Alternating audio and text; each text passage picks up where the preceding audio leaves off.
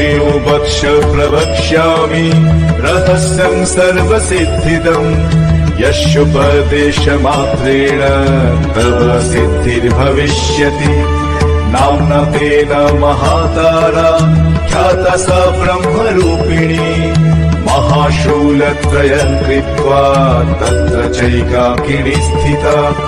तारा तारादिपञ्चर्णा तारण्या वेदवीर्यजा तारा तारा हितावर्णा ताराद्याधाररूपिणी तारा रात्रि समुत्पन्ना तारा रात्रि वरोद्यता तारा रात्रि जपाशक्ता तारा रात्रि स्वरूपिणी तारा राज्ञीश्वरसन्तुष्टा तारा राज्ञी वरप्रदा तारा राज्ञी स्वरूपा च तारा राज्ञी प्रसिद्धिदा तारेश्वरी च तारा